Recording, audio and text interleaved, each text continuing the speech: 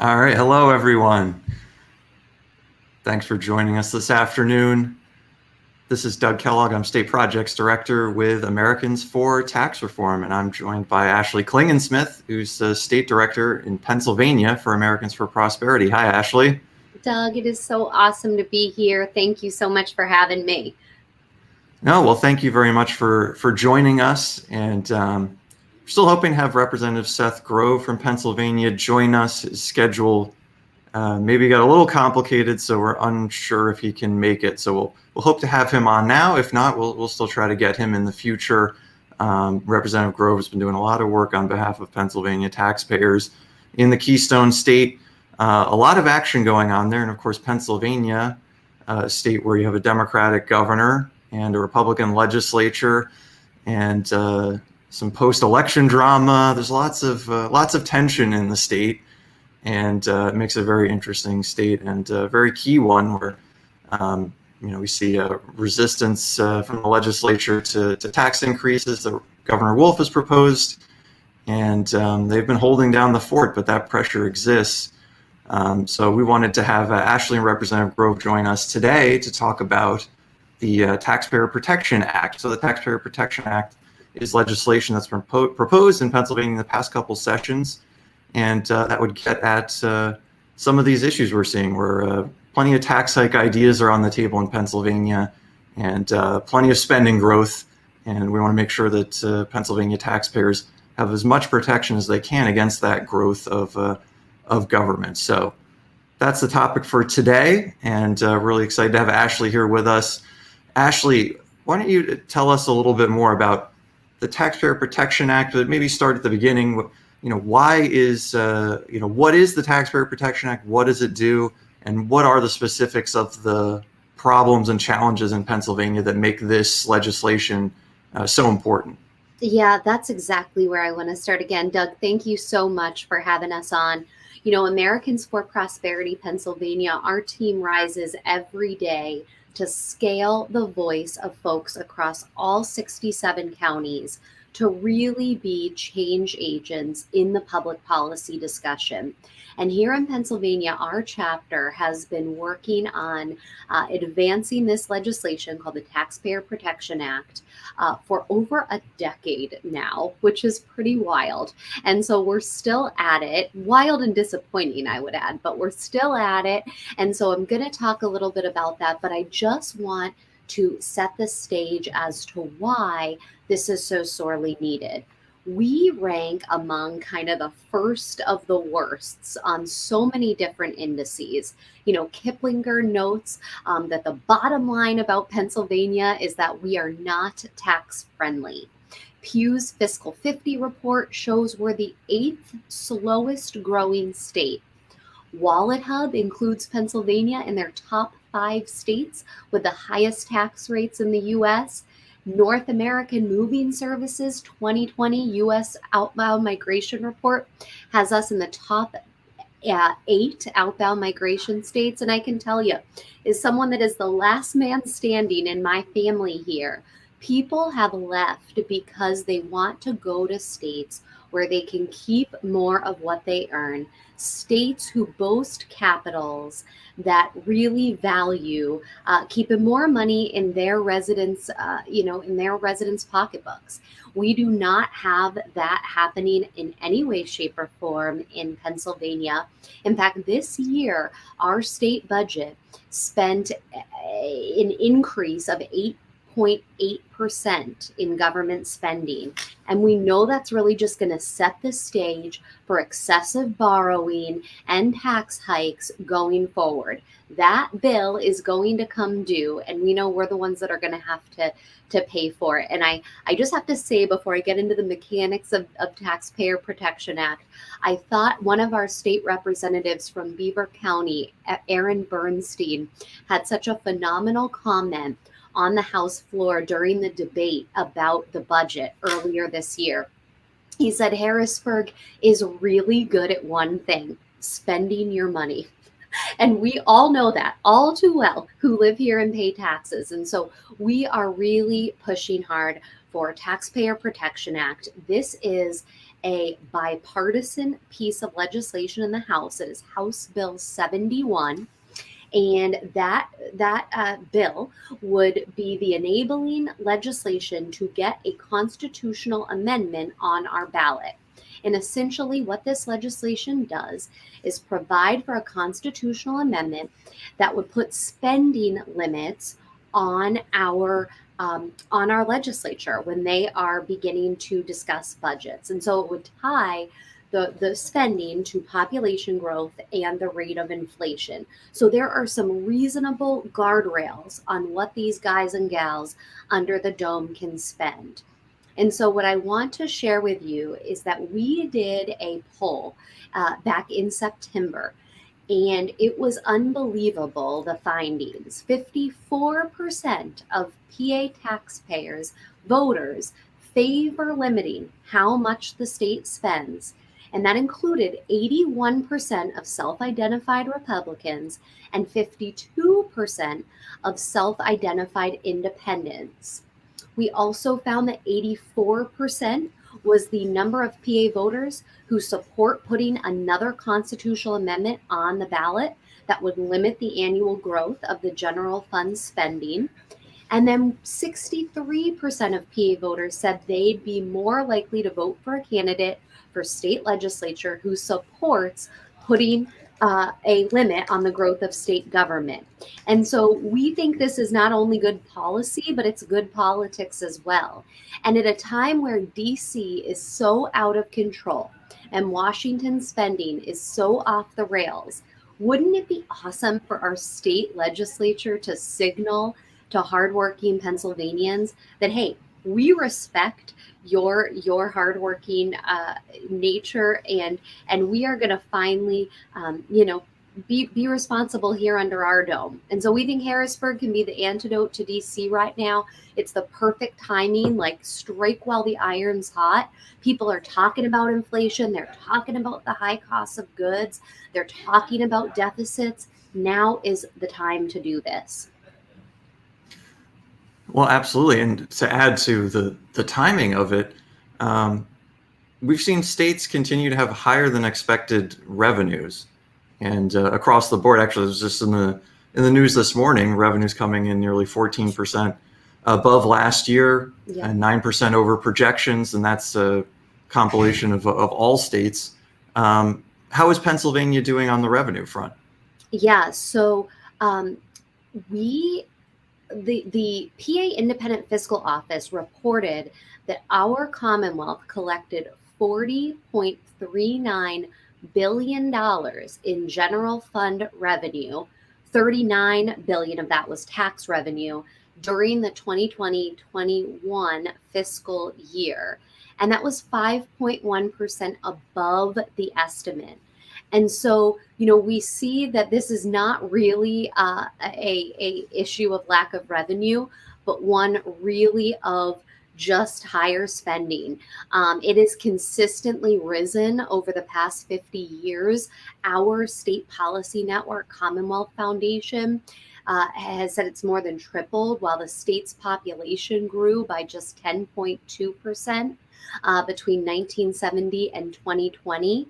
And so Pennsylvania's budget problems, again, have not been due to a lack of revenue. It is due to habits, long-time habits in Harrisburg that really warrant, a strong revenue and expenditure limit. Our budgets have been, I would say punctuated by structural deficits, by few to no deposits in our rainy day fund. We only have, I think, about 3 days worth in there. Constant changes and tinkering with our tax code and budget maneuvers that anyone would deem, I think, unsustainable. And so if we're ever going to get to a point where we can pass and really consider comprehensive tax reform that makes our code more competitive, and more fair. This is where we have to start. We have to start with reining in spending. And frankly, the folks in the majority in Harrisburg, many of them ran on limited government principles. And so that's why legislation like this, that does not require the John Hancock of our governor, this is a constitutional amendment. So all this legislation has to do is pass through both the House and Senate, both chambers, 2 consecutive sessions. And at the first election after that happens, it'll go on the ballot for voters to weigh in on. And as I told you, 63% of folks would say they're more likely to vote for a candidate who supports limiting the growth of state government. That's across party lines. And so this is, again, just such a no-brainer. This has only ever been considered, I think, in the past decade, one time before the full House. And that was in December. I think it was 2017. So we have an opportunity here next week. They are in session Monday, Tuesday, Wednesday to run this legislation. We have told the Majority Leader, Kerry Benninghoff, he's got the votes right now to run it. Chairman Seth Grove ran this out of the State Government Committee in January. So I think we have been very patient. This has been sitting before the full House literally since January. The votes are there. We say, get it done, get it over to the Senate, and let's start to have the debate over there. But, it is sound policy. And at the end of the day, so many Pennsylvanians throughout this kind of period of time that's been defined by the pandemic have had to make serious adjustments to their budgeting. They've sat around their kitchen table and have decided, what to cut, why to cut it. It's time for Harrisburg to start having some of those same discussions. And there's always a good time to protect taxpayer dollars, but this is a particularly appropriate time. I mean, we have revenues coming in higher than expected. That's more money than government needs to work with. It's a signal that money is going to be floating around and going very often to things that aren't going to be particularly helpful or build in spending levels that are hard to reduce in the future. We have states with extra relief money because the Biden administration has been throwing around extra dollars. And it makes it the perfect time to talk about spending restraint and to start implementing controls like this, which would be about as strong a spending control as you can get. And, a few states have these kinds of limits. But this would be about as strong as you can go, aside from maybe a state like Colorado with the Taxpayer Bill of Rights. So it put Pennsylvania in a very, very strong position, but one that's completely financially tenable for anybody who's a skeptic. Ashley, let's talk a little bit about the process here, because it is a fitting time, but we also can't lose time, because we need to start sending the signal that this can and should pass and get the process rolling, because it will take a while, correct? Yeah, absolutely. Like I said, so we in Pennsylvania, we have 2-year legislative sessions. So if this passed this session, the 2021-2022 session, it would then have to pass again in the 2023-2024 session. But they could literally do that in January of 2023 and get it on our May primary ballot in 2023. Just like they did this year in May, when we all had the opportunity to vote on kind of restoring some checks and balances when it comes to executive authority in Harrisburg. And so those constitutional amendments, those ballot questions all passed. And so folks like that ability to directly weigh in. And so we think this is an awesome opportunity for them to get that chance again. And I think it cannot be overstated that we have amassed 51 co-sponsors to this legislation. That is an incredible number. Again, it's bipartisan in nature. You have folks on that list virtually from every corner of this Commonwealth and in between. And so it's really a strong signal to leadership that they should run this, that the majority of their caucus supports this, wants to see this advance. this session and really delaying this any further than they have, which has literally been, I think, 11 months, would just be negligent, I would argue, at best. And so, for over 2 months now, Doug, we have been making daily patch through calls into the majority leader's office. Of course, Kerry Benninghoff controls what is put on the calendar for members to vote for. And so we've been having folks throughout his district and across Pennsylvania call his office, sometimes upwards of 12 patches a day. We've sent in, I think, well over 300 at this point. We have talked with thousands of voters, some of them not always willing to patch through. And then we've also been at doors in his district. I have our door hanger right here. We've got folks out there this week, actually. And so we've been having folks at doors just saying, hey, call the leader's office, let him know you expect him to prioritize PA taxpayers over government spending. That is why folks put them in the majority. This is the issue that people are talking about right now, is debt, it's government spending, it's inflation, and how these things are impacting everything we do every single day, whether it's filling up our gas tank or standing in line at the grocery store and seeing a bill that we haven't seen for quite some time. And so it's just so important that folks scale their voice. Literally, this week is it, because they're in session Monday, Tuesday, Wednesday. And then when they get back next year, one can only guess what they're going to prioritize. But I think there will likely be a lot of election talk and redistricting talk. And this is going to get lost in the shuffle, I'm afraid. And it certainly shouldn't be. So everyone, please visit protectpataxpayers.com. It is our microsite with a lot of great graphics, a lot of fantastic resources. Again, protectpataxpayers.com. And there's a letter right there in the middle of that site that we're asking you to take 30 seconds and sign. It's going to go to the inbox of your state representative and the majority leader. And so right now, this week is the time to do it. And if you're willing to, share a tweet or a Facebook post and tag the leader. These guys cannot unsee that activity. So tag him in your post. He's at Rep Benninghoff, and use the hashtag #ProtectPATaxpayers, because we're tracking all of that activity. And ultimately, we're trying to just refresh the recollection of members on almost a daily basis of just how many Pennsylvanians are saying, get this done. Yeah, and let's also just review that, we have a very strong spending control in the Taxpayer Protection Act that conservatives can get excited about. It's also very reasonable. I think that the inflation talk is fitting, because we were talking about something that limits spending to population and inflation. So it's not like spending doesn't go up. It's a very common sense limit to keep government growth in line with what citizens they actually have and what what the inflation rates are that are impacting those citizens. So it just ties things to a very reasonable, very appropriate measure, and keeps things from getting out of control. And there's still plenty of work that'll need to be done to keep taxes from going up, to keep government in line.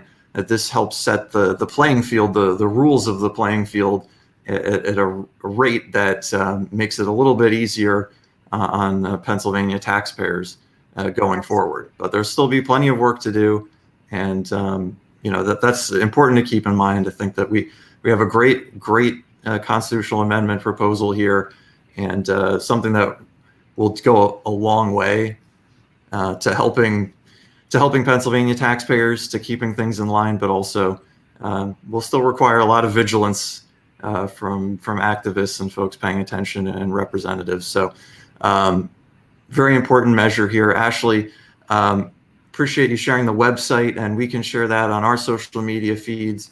There is also an atr.org site, atr.org/protectpa, just a clearinghouse on the ATR side, where we share links on this issue and our letter to the legislature urging them to pass this legislation, and give Pennsylvanians the chance to give the final approval to this. This is ultimately the legislature just giving Pennsylvania is an opportunity to say, yes, we want to contain government spending. And so legislators should go ahead and give the people that opportunity. Absolutely. So Ashley, anything else you want to add as we get to wrap up here and before we let you go? Yeah, no, I would just say, as an accountability shop, we're open 365 days a year. The price of liberty is eternal vigilance, and you can trust we are watching what these guys and gals are doing who represent us every single day, both in Harrisburg and DC. I do want to give a shout to Senator Camera Bartolotta, who is the sponsor of this legislation in the Senate, and Representative Ryan Warner from my own county, Westmoreland, who is the sponsor of House Bill 71. These guys took a stand at the onset of this session saying, hey, we want to carry these bills. And so we're so grateful for them. But I would just say, now is the time for Harrisburg and those in the majority and in leadership to be the alternative to what is happening in Washington. It is no secret that Americans are not happy with what is happening there. We did a poll again at the national level, a YouGov poll at the end of September. We talked to hundreds of United States adults across the nation, and by a margin of 47 to 33, they said that the large, huge reconciliation bill that Congress is considering would trigger higher inflation, increase the cost of living, and that Congress should hold off on any new spending. That same sentiment can absolutely be applied to Harrisburg. Folks want some guardrails on state spending. It is absolutely possible if these guys would mark this for a vote and get this through the legislative process and then get it to the voters.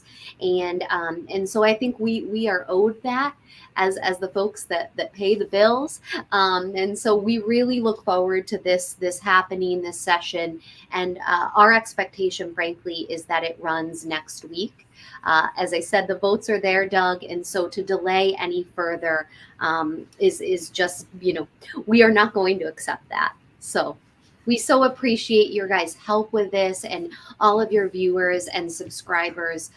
We just thank you so much for being willing to consider taking action. We promise it'll take under 30 seconds and it will mean the world. Yep, makes a huge difference. And again, it's House Bill 71. So the Taxpayer Protection Act is HB 71, and definitely give your representatives a call, check out the website, and send a letter, social media, let them know you're paying attention. It can make a huge difference. And this is just step one. So this should be an easy but important step for legislators to take before the year is out. Awesome. All right. Well, thank you very much, Ashley. Great to have you. Thank you for filling in. We're sorry, everybody, we didn't get to Representative Grove. That does happen with legislators where they get conflicts late. So we will work to have him on, though, and hopefully we can bring him to you before next week, before there's votes, and just add that discussion to this. But yeah, so we apologize for that. We'll work on that for the future. And yeah, but thanks, Ashley, for giving us all the details we need. And well, now the lights are going out on me, so probably time for us to wrap up. So thanks, everybody. Have a good one.